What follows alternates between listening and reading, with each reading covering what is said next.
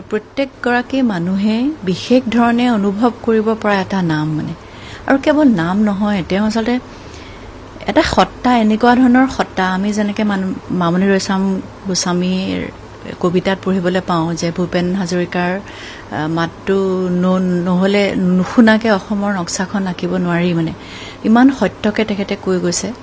এতিয়া জুবিন গাৰ্গো তেনেকুৱা এটা নামেই হ'লগে মানে যি নাম অবিহনে তাৰমানে এখন অসম আমি কল্পনা কৰিব নোৱাৰো আৰু কেতিয়াবা জীৱনকালত আমি প্ৰায় একে সময়তে প্ৰফেচনেলি সংগীত আৰম্ভ কৰিছোঁ মোতকৈ 2-2.5 বছৰ ডাঙৰ জুবিন গাৰ্গ আৰু এই গোটেই সময়ছোৱাত কিমান মানে জুবিন গাৰ্গৰ কাহিনীৰ অন্ত নাই মানে সংগীতৰ কথাটো নকওঁৱেই বাৰু তেওঁৰ গান তেওঁৰ সত্তা তেওঁৰ মানে গায়কী বা সংগীত পৰিচালনা তেওঁৰ লিখা সেইটো এটা বেলেগ চেপ্টাৰ একাডেমিক চেপ্টাৰটো কিন্তু তেওঁ মানুহ হিচাপে তেনেকুৱা কিমান কাহিনী ষ্টুডিঅ'লৈ অহা এই সময়টোত মানে মানে এদিন যে দৰালি শৰ্মায়ো জুবিন গাৰ্গৰ এনেকুৱা খবৰ এটা কেতিয়াবা ক'ব সেই কথাটো ভাবি আচৰিত লাগিছে মানে কেতিয়াবা আমিও জুবিন গাৰ্গক ৰেষ্ট ইন পিচ বুলি ক'ব পৰা কথাটো তাৰমানে যিটো আমি কেতিয়াও ভাবিবই নোৱাৰো অকল মই কিয় অসমৰ কোনো ভাবিব নোৱাৰে মানে আৰু কিছুমান ক্ষতি নহয় আচলতে ক্ষতি বুলি ক'লে বৰ সৰু শব্দ হৈ যায় কিছুমান মানুহ এনেকুৱাকৈ জন্ম লয় তেওঁলোক এটা এডভেঞ্চাৰকে আহে আৰু তেনেকেই গুচি গ'ল মানে ক'ৰবাত মানে তেওঁ গাই থকা গীতৰ কলিবোৰৰ নিচিনাই মানে ক'ৰবাত এটা জীৱনটো ইমান ড্ৰামেটিক মানে প্ৰথম দিনাখনৰ পৰাই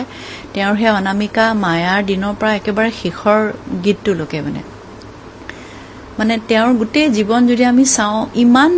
মানে এনেকুৱা জীৱন হাই ভল্টা মানে এনি টাইম এখন ড্ৰামা চলি থাকিল মানে আৰু তেওঁৰ আজি লাষ্ট চিনটোত মানে অকল তেওঁৰ পৰিয়ালৰ কেইজনমান মানুহতে সীমিত নাই মানে যিটো ব্যথা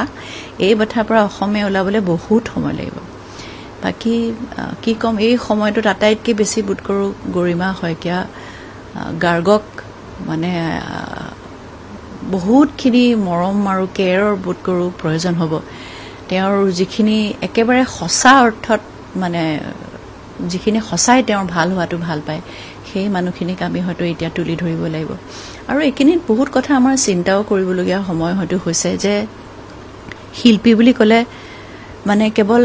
গান গোৱাটো বা কোনোবাই লিখিলে সেইখিনিতে শেষ হৈ যায় তাৰ উপৰিও সাধাৰণ মানুহ হিচাপে আমি দৰ্শক আমি শ্ৰোতা হিচাপে আমাৰ আচলতে কিমান কাম কৰিবলগীয়া থাকে মানে ক'ৰবাত সেই ৰিফ্লেকশ্যনটো কিন্তু এইটো সময়ত মানে আচলতে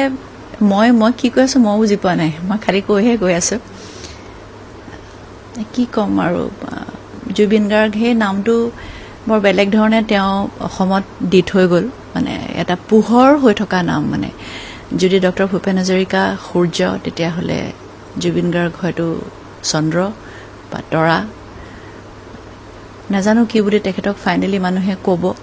কিন্তু এনেকুৱা এটা নাম যিটো আৱেগ মানুহে বহুত দিনলৈ সেই কষ্টটোৰ পৰা মানে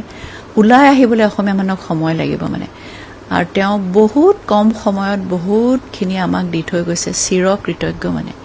আৰু সেই নামটো আচলতে উদযাপন কৰিবলগীয়া নাম মানে অসমীয়া মানুহ গৰ্বিত যে এই ভূমিত জুবিন গাৰ্গৰ নিচিনা মানুহ জন্ম হৈছিল